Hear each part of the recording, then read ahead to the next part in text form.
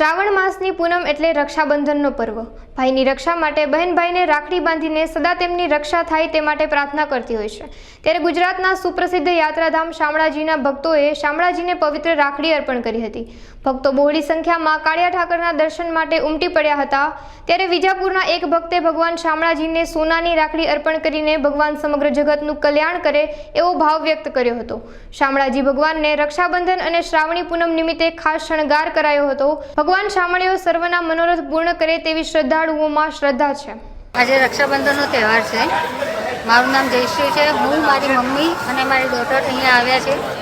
દર પૂનમે દર રક્ષાબંધને કે દિવાળીએ અમે લોકો અહીંયા દર્શન કરવા આવીએ છીએ।